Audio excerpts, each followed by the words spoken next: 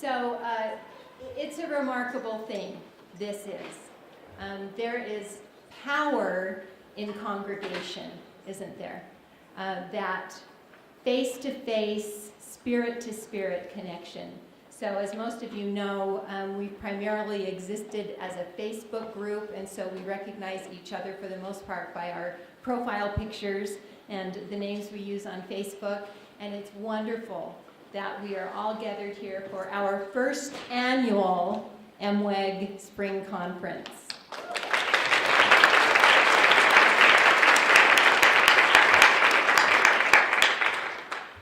One year, 2 months, minus 2 days. That's how long we've been a thing. This accidental organization that became a movement and grew and grew and grew. We're now nearly 6,000 with chapters in many states and some international chapters. And MWEG is you. Toys R Us, MWEG is you.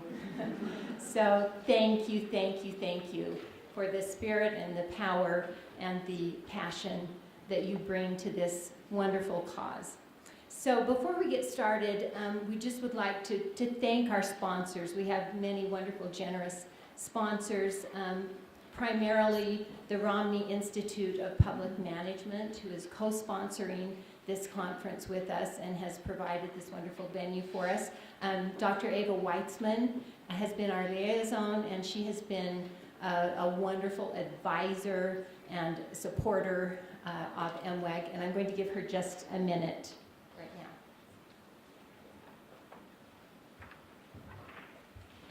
Thank you so much. I just wanted to welcome you to the Tanner Building. We are so glad to have you on behalf of the Romney Institute of Public Management here in the business school at BYU. But I also wanted to quickly announce something that became official a couple of weeks ago and will start this fall. The Romney Institute of Public Management is changing its name to the Romney Institute of Public Service and Ethics. So we're excited. So we can think of no better organization to partner with than MWEG. And all of the credit for this fantastic conference goes to MWEG and its leadership, and of course to you who are going to make it so amazing. But we wanted to welcome you here to the Tanner Building on behalf of the Romney Institute, soon to be Romney Institute of Public Service and Ethics. Check us out on the web. Many of you may want to hear the call for more education. We offer an MPA degree, Master of Public Administration, and an executive degree as well. So those are things that you might want to consider to help you with your leadership roles. Thank you so much.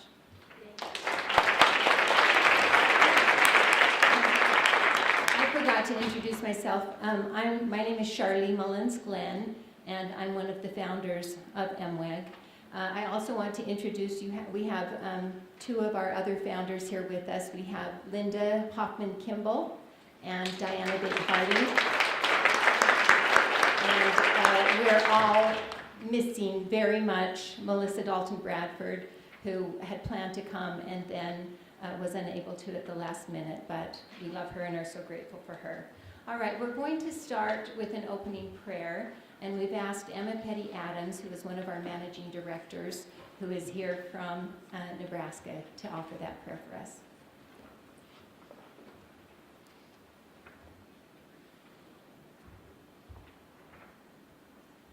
Our dear Heavenly Father, we are so grateful for Thee. We're grateful for Thy goodness. We're grateful for this wonderful space that we can meet in today. We're thankful for the setting, for the mountains behind us that inspire us. We're thankful for the camaraderie and sisterhood that we feel. We're thankful for friendships. We are grateful for the things that inspire us to do good, to reach out to those around us, to act as a voice for the voiceless, and to protect the voice of the minority and those who would ask us to speak on their behalf and with them and raise them up. We're so thankful for all that we have learned this past year in our association with MWEG. We're thankful for the inspiration that has brought us together. We're thankful for the wonderful women who have organized and prepared for today. We ask Thou to bless the speakers with a greater portion of thy Spirit as they seek to teach us, that our hearts might be open, that we can learn, that we can grow, that we can make the connections that we need to go on with our work. And we love thee above all and are thankful for thy Savior and for the ways in which we use the atonement and the forgiveness and goodness that thou pours upon us each day in our daily lives as well as our spiritual aspirations. We thank thee again for all the things that came together so we could be here together today. And we say these things in the name of Jesus Christ. Amen. Amen. Thank you, Emma. So we are very aware that there is an important event happening right now, today, March 24th, not just in Salt Lake, but all over the nation, the March for Our Lives.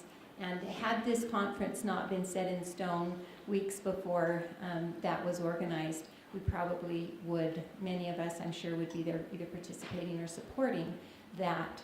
So we want to take just a moment right now to observe a moment of silence in honor of the many, many, many countless victims of gun violence over the years in our country, and also in honor of those who have worked and are continuing to work, and those who are just awakening and beginning to work toward ethical solutions for this massive problem. So please join me in just a moment of silence.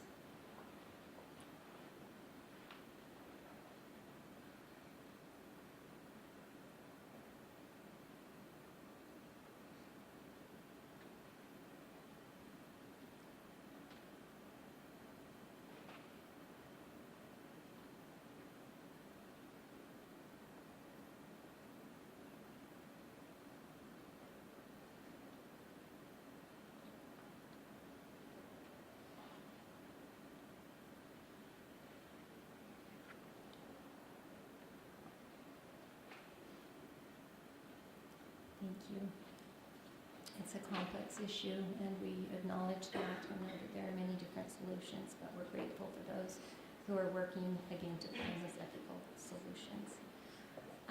Okay, we are honored and delighted to have with us today Carole, Mikita, Keri Wilcox, and Angie Denison as our keynote speakers at this conference, and we are so grateful that they are here with us. It's a sort of stressful time for them because they are currently finishing up a project that you will all be able to witness next week during General Conference, between the sessions of General Conference. They've been working on a special that will air on the life of President Nelson, and it's still not wrapped up yet. So we're grateful that they are here with us.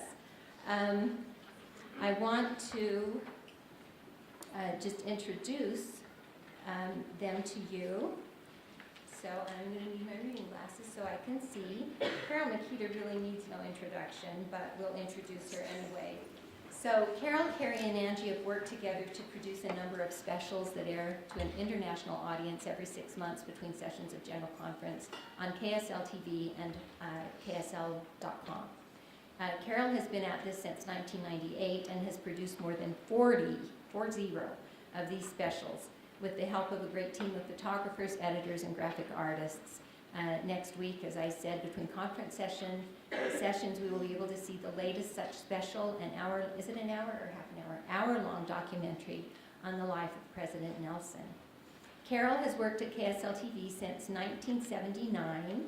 It's the year I graduated from high school. 79, as an anchor and as a reporter. She currently works as a senior reporter covering religion and the arts.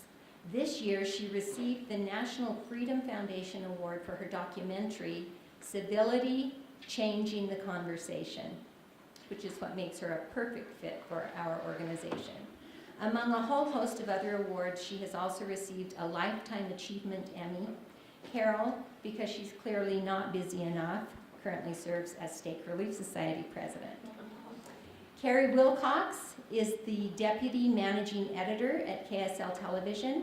She oversees KSL Investigates, a team of journalists who take a deep dive into stories and community issues that matter most to Utahns. A graduate of Brigham Young University, she's proud to call Utah home and spends as much time in the mountains as possible. She won a regional Emmy for a documentary about how faith helped members of the military during their deployments. Angie Denison works as a special projects executive producer at KSL Television in Salt Lake City. She specializes in long-form stories and documentaries that inspire and uplift the human spirit. She graduated from Brigham Young University with degrees in political science and communications. She is the mother of 3 daughters and the grandmother, she's also a granddaughter, the grandmother of 1 granddaughter who she proudly says was named after Eleanor Roosevelt. So we will turn the time over to you now.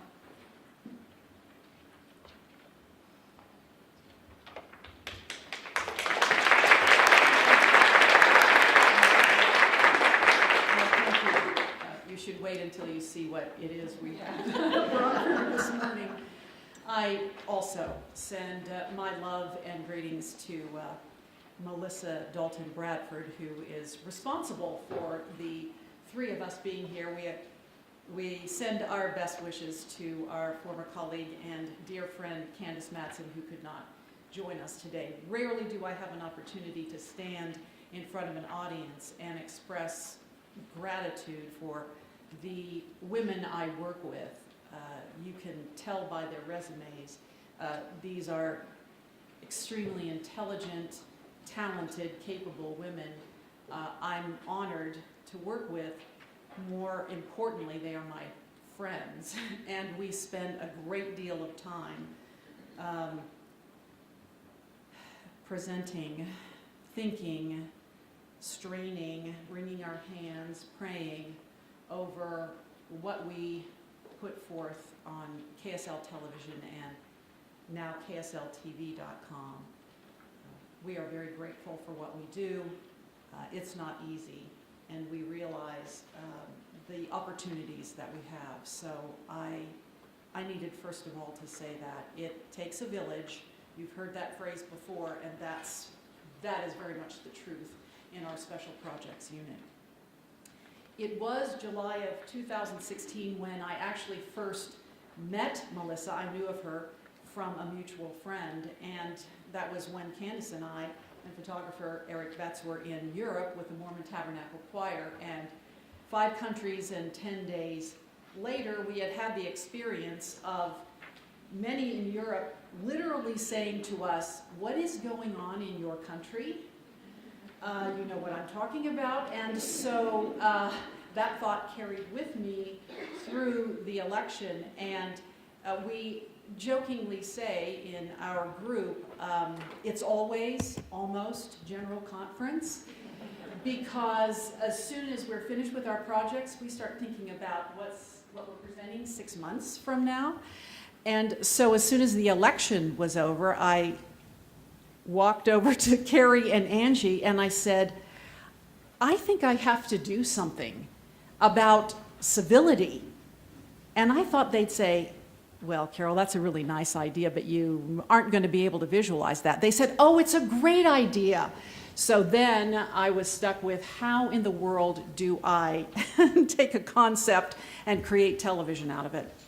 There are no coincidences in the gospel, as well you know, because people came to me as I began to ponder, and I'm serious, I always pray fervently over these things. The Utah Citizen Summit was meeting, and there were 4 people of national repute who came to Utah and added their voices not only to the summit, but to this special that I created. I did not know these people, and these are names that you will want to get to know if you do not know them. Mark Gerzon, who is the creator of Mediators Foundation, John Steiner, Bridge Alliance, Liz Joyner, the Village Square, which started in Tallahassee, Florida, and has transformed that community because month after month, people meet on street corners, in restaurants, in homes, people of different political persuasions to talk about issues over food, on the lawn, have a picnic. They are determined to create civility within their community. And Joan Blades, who created Living Room Conversations, an organization that brings people together, usually families separated by the idea of politics or religion, and with some food and in a living room setting with a moderator, they come together and find common ground or listen to one another politely. The other gentleman that I went on bended knee to, and I really didn't have to beg. I'm very grateful to John Huntsman Jr., now our ambassador to Russia, who, along with Joe Lieberman, had created the No Labels Foundation in Washington, D.C., also bringing Republicans and Democrats together on issues where they could find common ground. And the Salt Lake Interfaith Roundtable, a remarkable and amazing group of interfaith people who came together for the 2002 Olympics because every group of athletes and coaches must have a faith tradition honored and a chaplain available at all times in the Olympic Village. So each faith must be represented. So people of all of those faiths came together for an organization, and I'm happy to report, and it's a very touching thing, that these people not only came to like and respect each other, but love each other. They are friends, and the organization continues to this day. And every February, they have a month worth of events, and it culminates in a musical tribute. In the Salt Lake Tabernacle, people of every faith pray and sing and come together to basically worship united. And that's because of the Salt Lake Interfaith Roundtable. So I tapped into those lovely friends of mine. They have a motto that everyone has a seat at the table. Then, as I was putting this together, and I wanted 4 sections, I wanted religion, politics, journalism, and families in this special. I began getting texts from Angie and Keri, and they said, "You've got to interview Jeff Benedict. He was here speaking to our reporters at KSL TV, radio, and newspaper. We're all united in the newsroom. And they said, he belongs in your special." I didn't really know Jeff Benedict. He is a national journalist. He is an author. And someone who believes very strongly in the idea of civility. He also happens to be a Latter-day Saint. So he added a wonderful voice, and you'll see him in a minute. And then finally, I cannot leave out, because I'm very touched when I think about them, I went to the Salt Lake County School District and asked, I need some children in this special, and found Jim Feerick's 4th grade class at Jackson Elementary, and they were creating a civility project titled We the People. So we had their voices as well. I remember one adorable little girl saying, it was very important that we needed to talk because the people in the United States are out of control right now a little. So we will show you a few minutes of civility changing the conversation. George Washington wrote 110 rules of civility for himself when he was 17.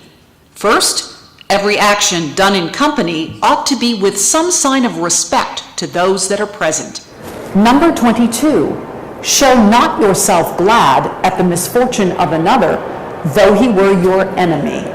Most of us remember this encounter at a Trump rally. The man who threw that punch ended up in court, but then forgiveness and a handshake that turned into a hug. We've seen bad times before, but we're resilient enough as a society because of our underpinnings and our respect one for another. In 2010, about 1,000 citizens representing all 50 states met in New York to start a nonpartisan movement titled No Labels.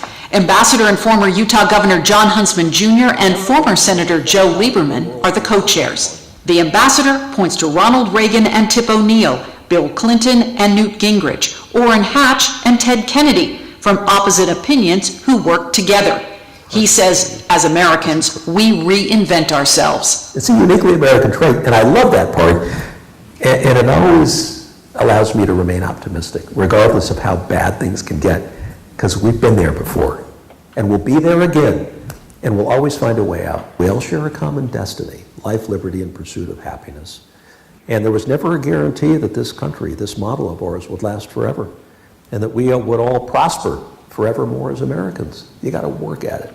Amen, says Mark Gerzon, founder and president of Mediators Foundation and author of Leading Through Conflict, Global Citizen, and Reunited States of America. The election hasn't changed my belief that the relationship between the parties is far more important than which party wins.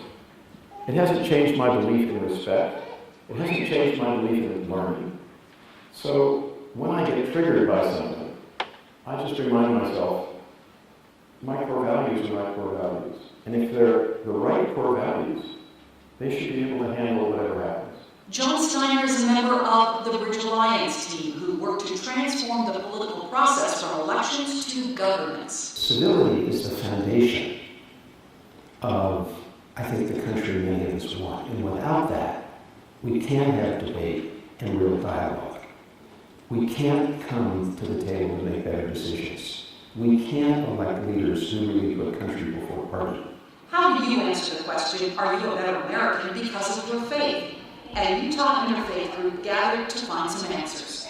If in the future you're having a conversation about what does it mean to be American, can I be best friends with someone who holds a truth claim that I fundamentally disagree with?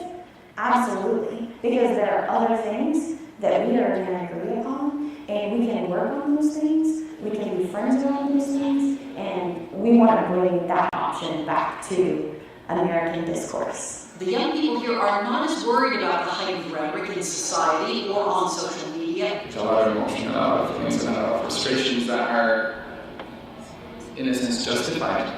You know, I think like we need to have that time to vent. I feel like as time progresses, we will be able to have those more civil conversations. It will just take time, and there needs to be awareness. That's what this project is so great. I am also a new citizen of this country, and with that said, like, I have all this passion towards it. You know, I honor this country, and I want to make it my own. Representatives Patrice Arent, a Democrat, and Becky Edwards, a Republican, believe in service and civility. It takes mileage with each other, it takes trust, it takes relationship building, and all of that is incredibly important to the collaborative process. And without that, I don't know that it happens. I think when we work together, and there are good people on both sides of the aisle. We learn from each other, we come up with better legislation. Democracy is lively, they agree, and the rhetoric is less harsh on Utah's Capitol Hill than it is in Congress. When I disagree with someone's policy, and I'm going to get up on the floor and speak, but I try to talk to them about it first. I try and warn them, try to say, look, I'm going to vote against you, let me explain why, let me explain my concerns. And sometimes I can be convinced that I'm wrong, which is great. I learn a lot that way. You can vehemently disagree and have it not be personal because you have a deep and abiding respect for each other. And I think that we need to sort of reframe what it means to have a noisy dialogue and that it can still be civil. Coming up, who can you trust? What is the role of media in America? I am really grateful to be able to go into people's homes that trust me enough to let them put their stories in print or on television. That is an honor. And there are obligations that come with it. Jeff Benedict is a New York Times bestselling author, writer for Sports Illustrated, television and film producer, and a Latter-day Saint. I have a motto in journalism that actually works well in life. It applies in faith and politics too, which is just, it's 3 words. Listen, don't judge. Jeff and his family participated at the Million Women March in New York City. In that crowd of 400,000, he spotted only one man wearing a Make America Great Again cap. He shook his hand and thanked him for being there. I explained to my kid, I said, listen, when I see a man in a red Donald Trump cap, I said, I don't see an enemy. What I see is I see my brother, and I see my uncle, and I see my cousin, and I see the guy that's fixing our house right now, and I see one of my very best friends on earth, because they all voted for him. And for me, like, we're all Americans here. Like, at the end of the day, the enemies that America has are real. We got some real enemies. It's not each other. Like, we are, at the end of the day, we're on the same team. As citizens, our anger spills out everywhere. The town hall meeting has now become a free-for-all. But Liz Joyner's project, the Village Square, has brought diverse groups and people with opposing ideologies together in Tallahassee, Florida, for a decade now. We've found that political differences on national issues can disappear, or at the very least, the gap can narrow. People who disagree with us are actually our partners in solving problems. Even when it's difficult, they're our partners. They see things that we don't see.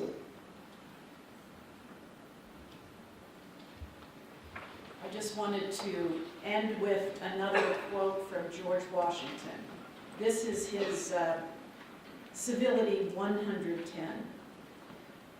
Labor to keep alive in your breast that little spark of celestial fire called conscience. Keri.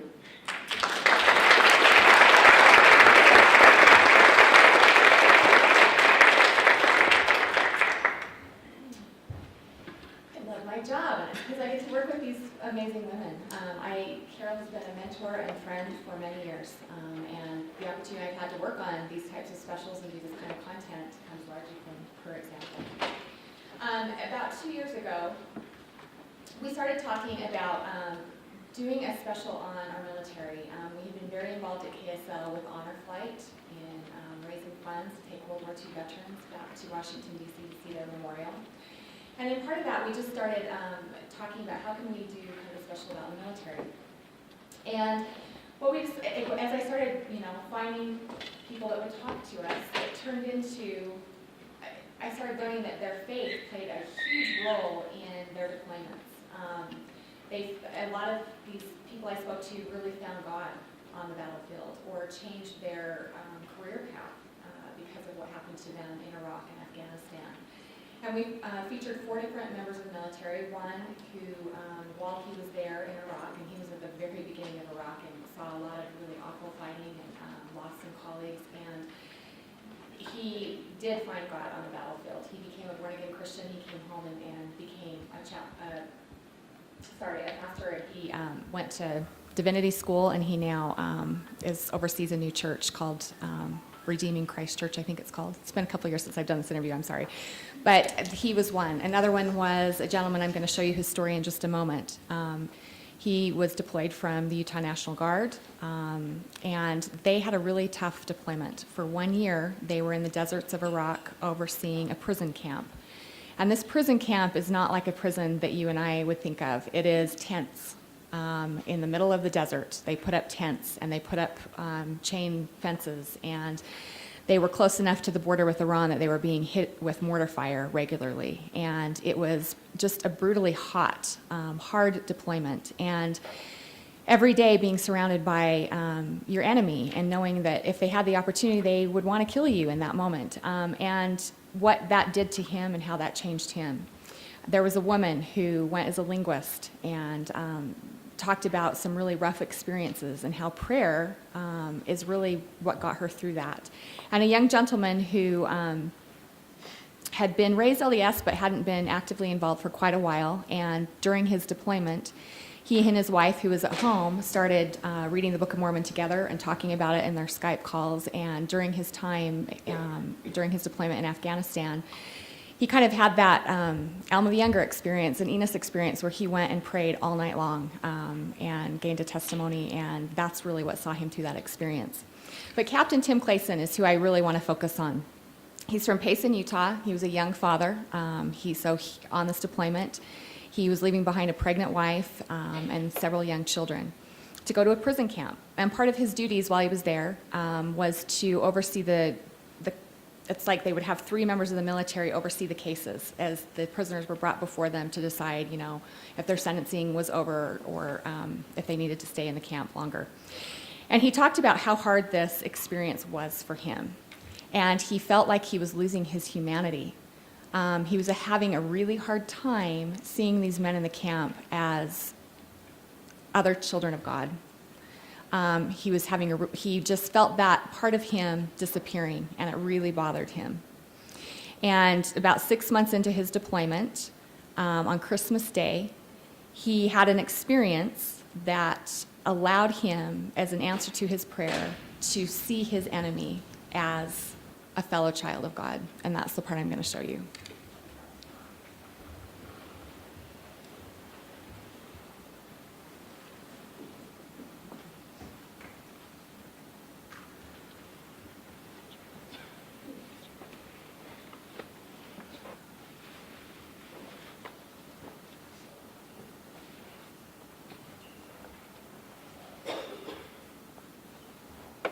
He deployed in 2007 and worked at Camp Bucca, a prison holding 23,000 detainees. It really was like the Wild West. It was riots and detainees burning tents and refusing to cooperate and escape attempts. I can't imagine having to go through that experience without my faith. Clayson says his most frequent prayer in Iraq was to keep his humanity. To see and witness the human cost of war, it's appalling. I was quite afraid that I would lose it, and I could feel it slipping. And so I prayed to keep humanity in a completely dehumanizing situation. And I think that prayer was answered on Christmas Day. Clayson says a detainee attempted to escape in the early morning hours. That led to a search of all the tents, where they found and rounded up a tremendous amount of garbage. When we were driving the truck out, one of these detainees came running up to the fence, and he was panicked, visibly shaken. And as we talked to him, it became apparent that he had lost some pictures of his baby. And in my mind, there was only one thing that we could do. In a big way, I knew how he felt. We were halfway around the world, and all we had were pictures of our babies. And he may as well have been halfway around the world, and that's all he had. And so 3 or 4 of us started pulling off these bags of garbage and elbow deep in grime, started searching for these pictures. A minute later, one of his friends hollered for him, and he scurried off and came back with the biggest grin you've ever seen. And he had an 8.5 by 11 picture of this beautiful Iraqi little girl in a pretty dress. She must have been 2 or 3 years old, and the picture had been misplaced while we were searching. But he came to show us that he had it, and he beamed with pride and said thank you. He just kept saying thank you, saying shukran. And I knew he meant it because he said it with his eyes. It was a Christmas present of humanity on Christmas Day, and it was really a blessing.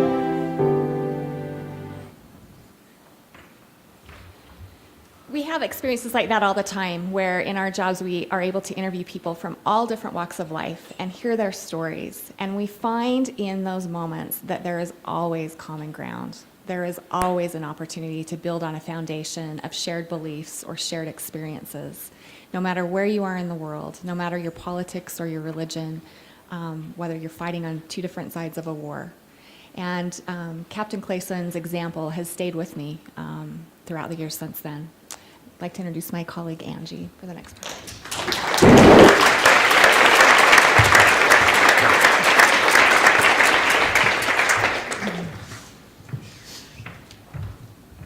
Thanks. It's like Keri said, it's such an honor to share this table with my 2 colleagues and what great women they are. I feel such strength in this room. You guys emanate, there's this lot of strength coming from you. And a lot of goodness. And I even like the way the tables are set up here. Instead of being in an auditorium where we're all sitting in our individual chair pod, we're kind of set up in families. And so congratulations to those who had that bright idea. I'm honored to be here. The opportunities that we have in our jobs, I never take it for granted. The people who are willing to share their stories and the people who are willing to open up to us and give us insight into their hearts and into their minds and into their lives. And in my bio, it says that my favorite project is always the one that I'm currently working on. It has to be, because otherwise I'd lose my mind in the past. I have to look forward and keep moving, because like Carole said, every 6 months we're churning out between 4 and 6 documentaries every conference. And so things can kind of get crazy. But the project that I'm currently working on, well, there's 6 of them, but the project that I'm going to share with you today is called In God We Trust. And it's about a couple men who actually had a hope that they wanted to inspire their community, and by hanging a flag in the canyon. It's in Pleasant Grove. I don't know if many of you are from around here and have seen that flag hanging in the canyon on the 4th of July. But these men decided that that's what they wanted to do. At first it was a prank to just prove that they could do it, I guess, more or less. But it then turned into something much different as they saw the impact of this common symbol. Because really, when it comes right down to it, our country is fragmented. We know it. That's why we're here. That's why you people are involved with this organization. There's so much fragmentation and so much hostility that's happening that it's hard to come to a common ground, a common place. And really, we have the flag and we have the national anthem that everybody can say hoorah to.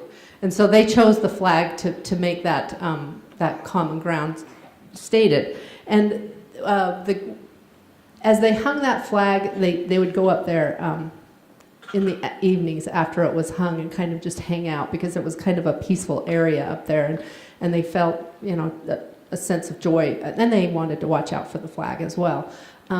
But people would come up to them and share their stories with how that impacted them and how that touched them in different ways. And the little story that I'm going to share with you here is a gal named Teresa Hunt, who's also from Pleasant Grove, and her experience. She's a Gold Star mom. For those of you who don't know what a Gold Star mom is, it's somebody who has lost a family member in active military duty. And so having that flag, seeing that flag in that canyon had a very strong impact on her, and it just touched her heart. So we'll go ahead and watch that, and then I'll talk some more.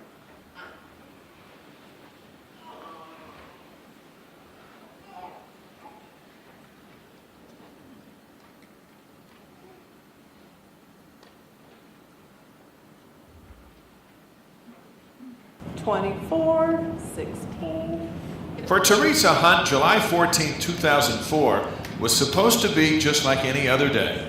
But on that day, her worst fears materialized. And the doorbell rang, and I opened it, and there were 2 soldiers standing in dress uniform. Her son Matthew had died while on active duty in the military. And all I remember is falling down to my knees and crying. It's just like in the movies. Only worse, because it was mine. That moment changed her life forever, and she became what the military describes as a Gold Star mom. I got to be on the tarmac when they took him out of the plane in a cargo box. They were going to put him in the hearse in his cardboard box. And over my dead body, is he going in that hearse without his flag on his casket? He needed to be shown the respect that he earned by standing and volunteering. The flag has always been important to Teresa. I'm the daughter of a retired Lieutenant Colonel, Air Force, fighter pilot, and my grandpa was part of the Doolittle raid. The flag's always been important because we've always had military in our family. And now, as a Gold Star mother, the flag represents so much more. The moment they put a flag on top of your son's casket, and have And so when Teresa first saw a giant flag flying in Pleasant Grove Canyon, it was this passion that fueled her. Slamming her door and stomping up in the parking lot and yelling at us and what's going on here? How come I didn't know about this? And telling me that she buried her son. So, yeah, makes me cry. But yeah, it's to her it became a connection with her son. It really kind of hit me, the impact and what we were doing, the magnitude of what we were doing. It was in that moment the mission of the Follow the Flag project became clear. Heavenly Father dropped a bomb on me. So I didn't serve a mission for my country. So I realized, what can I give back? They have brought so much patriotism back into this community. And so from the very beginning, people stepped in to help. As the flag went up that first year, I think I was one of those places where I thought, okay, I need to help. There's going to be more things that we can do. Each year, thousands of volunteer hours are logged, new ideas are shared, and enthusiasm increases. Working with Kyle, things move fast. He will throw an idea out, and that idea will snowball very quickly. Plans were set in place to hang the largest ever free-flying American flag. It's probably the hardest rig that I've ever had to pull off, and I've rigged pretty much all over the world. Okay, here's a shameless plug. We're still in the process of editing that piece, but next Saturday is when the whole thing's going to air, 1 o'clock in the afternoon on KSL TV, and you can watch it also on KSL.com. But it's the story of how that flag intersects with a variety of people and how it impacts them. But really, like I said, the symbol of the flag is something that can unite us, that can bring us together. And each one of us has, we all have, even though there's so much difference in our country and so much chaos going on, we all have the same goals, really. We all want to be happy. We all want to have good, healthy families. We all want to live in a secure environment. And even though each one of us, even every person in this room has a different definition of how to arrive at that, but I think that we can come together and have an understanding that the flag, or whatever it is, can bring us together. Another documentary that I'm working on is called Aid Amidst the Storm, and it'll air also on Saturday at noon. But I had the opportunity to go to Puerto Rico with a group of people called Light Up Puerto Rico, and their goal and their mission was to set up to go deliver solar lights to those families that were struggling with the power outage after Hurricane Maria. And as I went with this group, I was just impressed by the grassroots efforts that it took place. It was organized by a couple of returned missionaries who saw the storm taking place on TV. And the initial fellow who started this whole path rolling, he's in stage 4 cancer. He's fighting. He's in a fight for his life and has every reason not to get involved. But he saw what was going on in Puerto Rico and couldn't help himself and started texting his returned missionary friends. And this impact of that single text that he sent out has snowballed, and this group has gone back to Puerto Rico multiple times. And I just heard the other day that FEMA actually approached them because they're so effective in their grassroots efforts in getting the help directly to the people, and they offered them multiple millions of dollars to help rebuild areas in Puerto Rico. These are people just like you and me, normal everyday folk who have jobs and who seek to provide for their families, but they were willing to step outside of their comfort zone, step outside and make things a little bit uncomfortable for themselves to attack an issue that was important to them.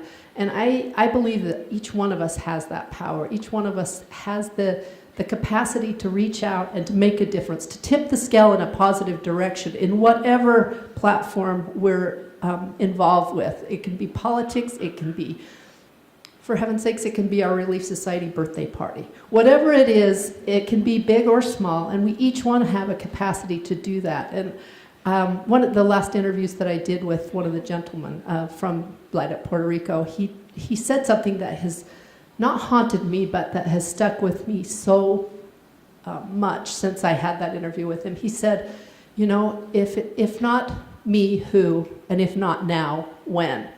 And I have to, that mantra continually drums around in my head. If not me, if not you, then who? Who's going to get involved? Who's going to be the one that's going to make the difference?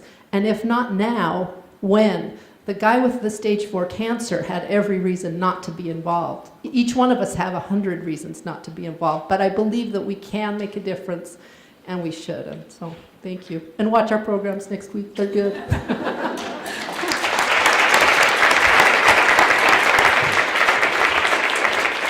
Spoken like a true executive producer. We just have one more very short video to share with you, and I mentioned the Salt Lake Interfaith Roundtable. I basically want to introduce some of the members or some of the people there because they've touched my life and changed my life. They've become my friends, and I will give you one example.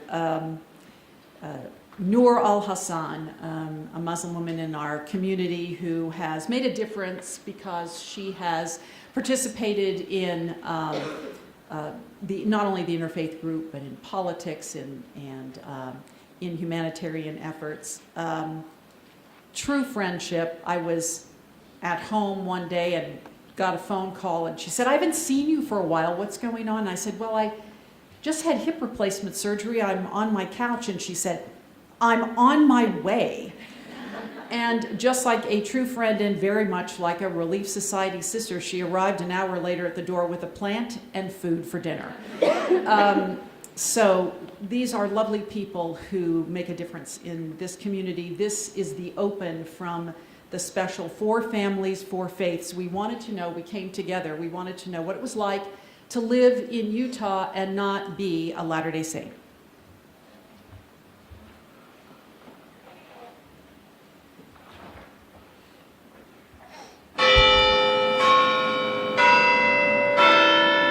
From the bells high atop the Cathedral of the Madeleine, to the lighting of the menorah, and the prayers of Islam, and the Hindu blessing of offerings. Utahns gather in their holy places to worship. They live in a religious community, the headquarters of a worldwide faith. Living here does make you a better Catholic. It makes you more aware of your religion. I could not think of a more supportive place to live my life as an observant Jew than a place like Salt Lake City, Utah. The people over here are Mormon, and their religion is very close to ours.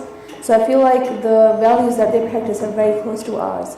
I studied much more here, so in a way, yes, it strengthened my own faith to be here. And they are welcomed here. As we get to know each other's belief system, we're able to see so much in common and can trace the good that's flowing out of each faith tradition. Join us now for a look inside 4 Families, 4 Faiths.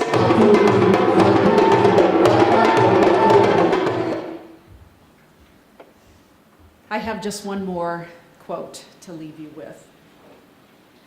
Life is perfect for none of us. Rather than being judgmental and critical of one another, may we have the pure love of Christ for our fellow travelers in this journey through life. President Thomas S. Monson. Thank you for having us. It's been an honor to feel of your spirit and your enthusiasm and your desire to do good. We wish you well in all that you do from this point on going forward. And again, thank you to Melissa Bradford. I cannot think of a woman I admire more. She is remarkable in every aspect of life. So our very best wishes and thank you.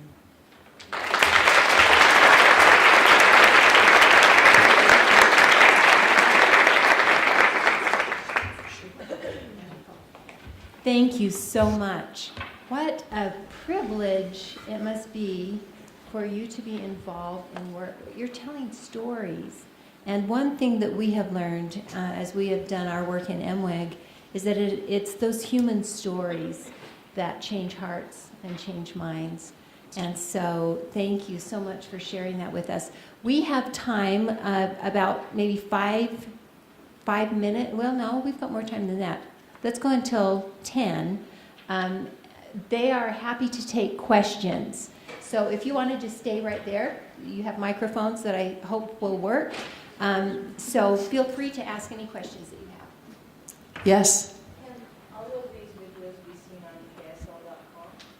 I'll answer that. They're actually available on KSL.com. They're available on YouTube, but I'm going to push you to an app that we have. It's called KSL TV, and it's that we have streaming all of the past documentaries that we've done for many years. So I recommend downloading that app on whatever device that you have and utilizing that.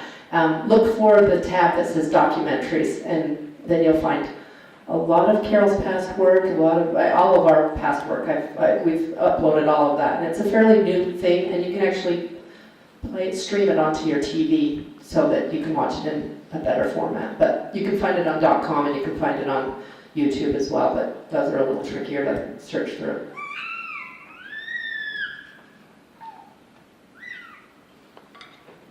I have one.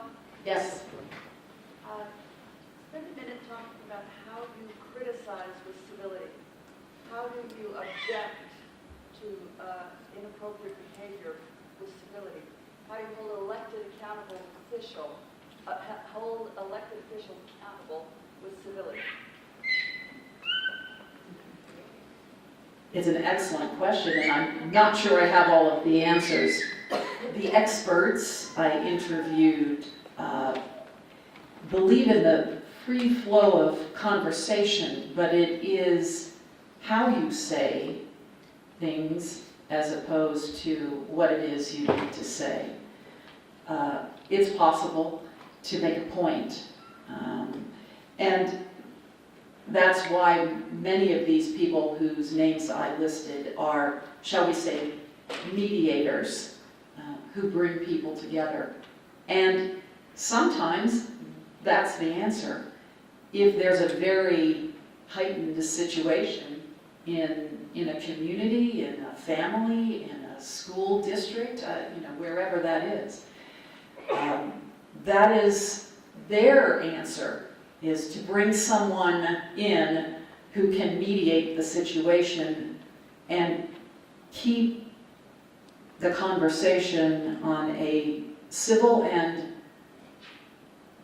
honest tone where verbiage doesn't get out of control. And there's so many town meetings that have gone south, shall we say, since the election, where people simply want to protest and not converse with whoever the elected official is. So that's what I learned from these experts, is that if it's necessary to find a mediator, then do so, because that is an expert in the field of bringing people of different opinions together. That's my best answer. Anyone else? Yes? As you approach people who have sensitive stories that you want to share, what have you found most effective in breaking down some of those barriers? We're so reticent to be vulnerable, and yet it's usually in being vulnerable that we have opportunities to change hearts and change minds. And so what are some of your best tips and strategies for helping people feel comfortable talking with you as a stranger? I am actually astounded sometimes when people are willing to come forward with the information that they come forward with. I know people want to be heard, and I think all of us want to be heard. We want to have a platform where we feel maybe validated or sympathized with. I don't know, but what I've found in my experience is just listen. Just let them talk, and even though we disagree sometimes on things, I think just having an ear for understanding opens the dialogue and makes people more willing to open up, and then building a trust with that person and letting them know that there is no judgment, there's just hope. And I think that works. And honestly, I sometimes am astounded by the fact that people will say such intimate, hard things and share it and be willing to put it out on TV. And I never, like I said, never take that for granted, because I think it's such a privilege to be able to be involved in that. In our role as storytellers, our goal is really to allow people to tell their truth and to allow them to accurately share their ideas. We don't come in with an agenda. We come in with an ability to allow them to have the platform to tell their story.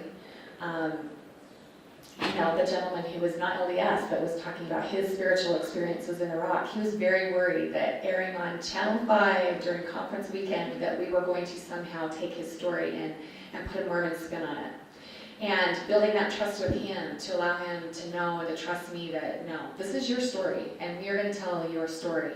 And one of the greatest compliments of my life is when he called me up after watching it and said, I watched it with my congregation, and thank you. You accurately portrayed, you even used the words, the language that our congregation uses when we talk about our faith and religion. And just allowing people to know with that relationship that they can trust you with their truth and with their heart. It is not without prayer that we go into these interviews, some of them extremely important. We were all three present as we sat down with President and Sister Nelson last week for what turned out to be a very lengthy and open interview that we are now about to share.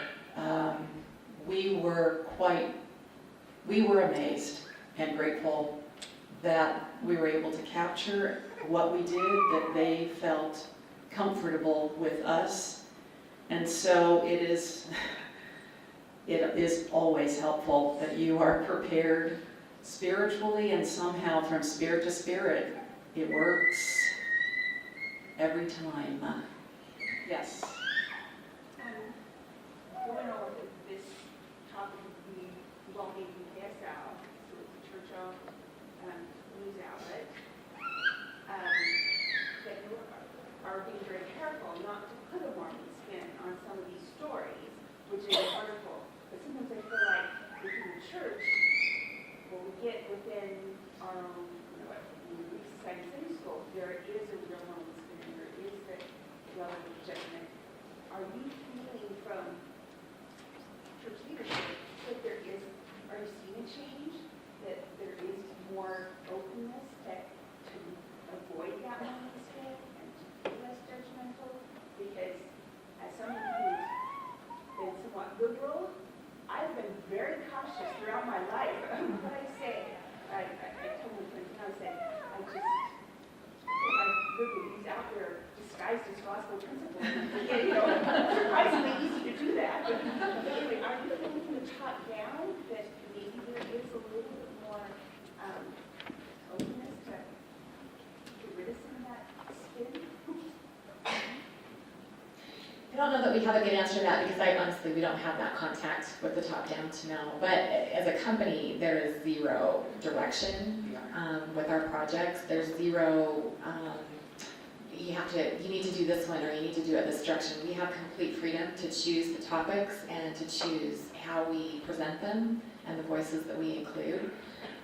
Our aim is not necessarily a Mormon audience. Our aim is for faith-building stories that transcend religion, politics, everything, to hopefully reach a broader audience.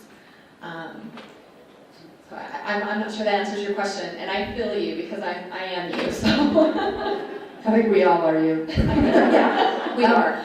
So you're in good company. That's why I came. I do want to say though, as Carole and I have had the opportunity, and Keri as well, have had the opportunity to work on the interviews that we've done for the President Nelson special. It's been a real breath of fresh air to hear the words from the apostles and from the upper authorities, or upper, I want to say upper management, that's wrong, but you know what I mean. Anyway, there's a real freshness that's coming about. I'm very excited for conference. That's just a personal note, that's not a professional note, but I think that there's a breath of fresh air, and I don't know, I mean, not to disparage anything in the past, because we all stand on the shoulders of those who come before us, but there does seem to be a fresh air, and I think you guys are a part of that. So that's not an official thing, that's just an observation. When we knew we had to do this project, we weren't sure, how that was going to, go over, but all of a sudden, in about a week or a few more days, we had 3 members of the quorum of the 12, 3 members of the quorum of the 74 family members, and former church leaders. We were doing interviews like this, and it was like, whoa, what just happened? So yeah, that doesn't usually happen. For context, it usually takes 6 months of negotiating to get one. Yeah, it was head-spinningly fast. Sometimes 2-3 interviews a day with people, and that doesn't typically happen. Just FYI. Exciting times, we think. Yes. I have a question about just the employment place that you work yourself. How is that for women? And are there very many of you? Just give us a feel. Our entire management staff is female. Our general manager, our news director, our assistant news director, our executive producer, deputy managing editor, executive producer, they're all female. So how many, like percentage-wise, is women? I don't know, Shelby, what do you think? Shelby is one of our producers and also, FYI, a Relief Society president. Shelby Hinsey.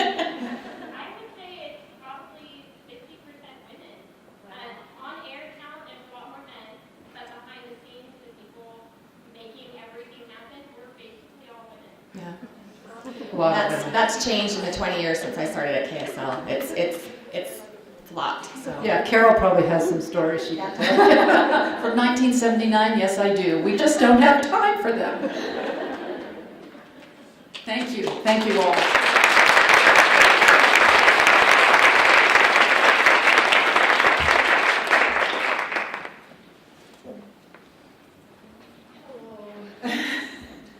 I have the honor to present to Carole, Mikita, the 2008 Woman of Valor Award. I have a few nice things to say about you. She insisted that I keep it short. And we have heard a lot about, and from her this morning, so pleased. Carole Mikita is a force for good and a voice for good. Through the medium of broadcast journalism, she has used her unique skill set of insight, respect, curiosity, and courage to enlighten and improve our communities. She and photographers have traveled the world to capture stories about the church, its leaders, and members. Even with the hectic and harried requirements of worldwide travel, where praying for the equipment is as essential as knowing the right questions to ask, Carole locates the vibrant core and essential human appeal of the topics she covers. And with these thoughts and with great honor, I present to you the MWEG Woman of Valor Award.